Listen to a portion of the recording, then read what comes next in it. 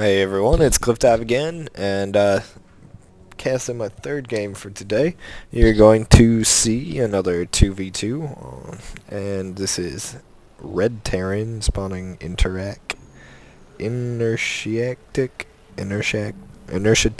I guess is his name.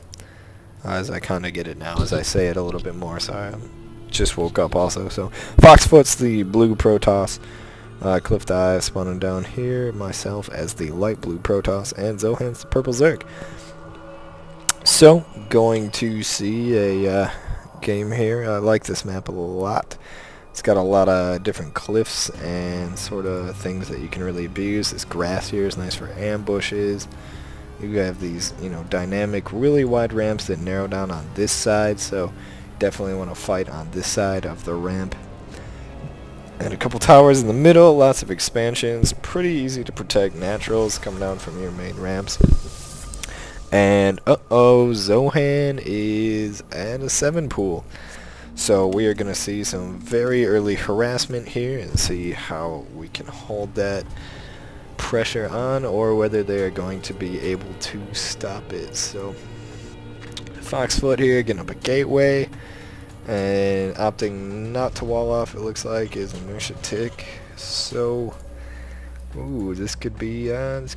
PZvTP. So there's the 6 Zerglings on the way, and I know he's 7 pooling. One nice thing about 2v2 is it's so dynamic. Like, you can 7 pool one of your guys, and if that pressure can stay on, it keeps all of their offensive units. Not only that they have to make wasting money instead of economy, but it also forces them to bring them all and keep them all on defense. So here comes 6 Zerglings.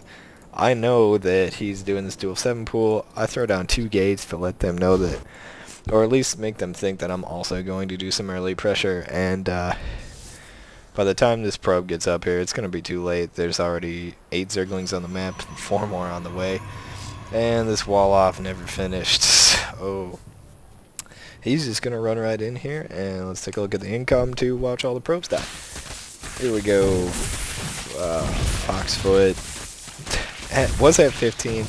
Now it's down to 11. 8 now. And ouch, 7. So pretty much a dead stop to his income. That was a pretty good rush here. Could have done it to the Terran too, but this guy's got a couple of Marines. Cranking him out, really needs to help his buddy out here. 1 Zealot's on the way, trying to pound down this pylon real quick. Couldn't get that, no problem. And once again, these probes have to come off the line to defend. This is all time he's not getting units. And 1 Zealot is going to pop out here. 1 Zealot, pretty dangerous to this amount of Zerglings. If they can get a good surround on him, though, they should be able to take him out, no problem. This Marine is going to die. Yeah, there he goes. Oh, he's dead. And second Marine, no. That force right there is way too strong for that amount of Zerglings. However, I did crank out a couple Zealots, going to send him to help him out.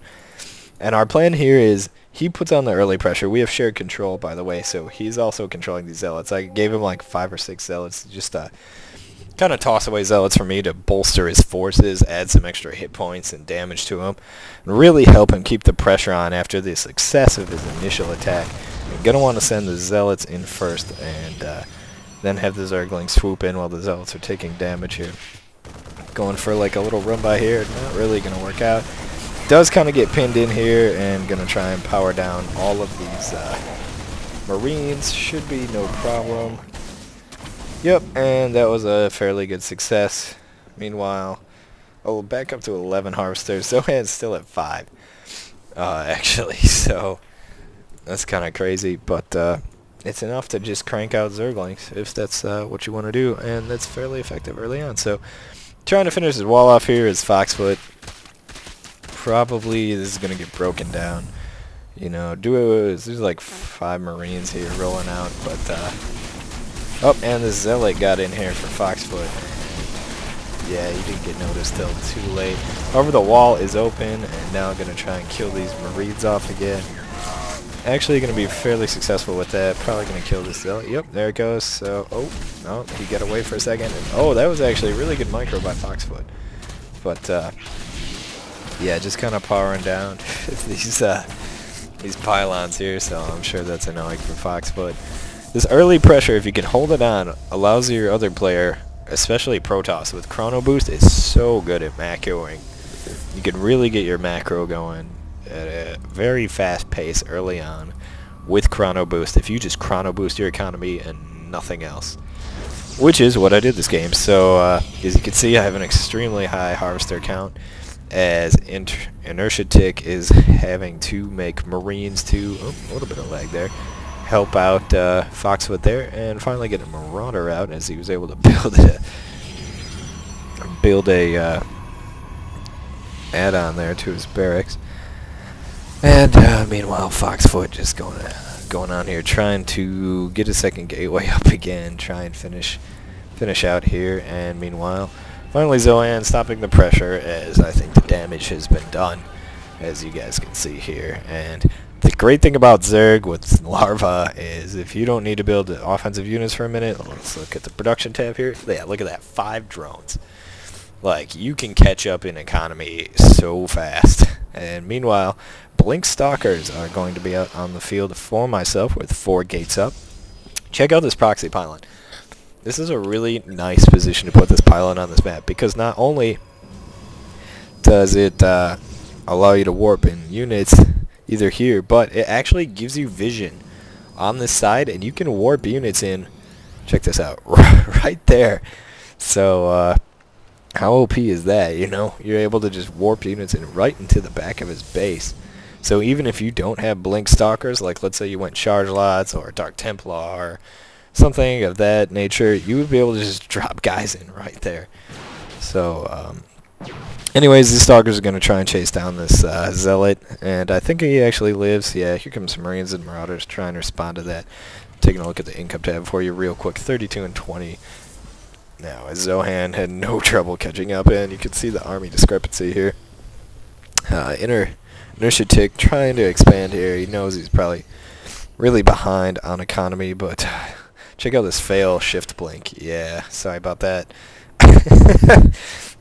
Like I said, I'm rusty. It's been a while since I've done that, and yeah, pretty fail shift blink. These guys are like, oh, we suck at stalkers. So, anyways, warping in a couple more here.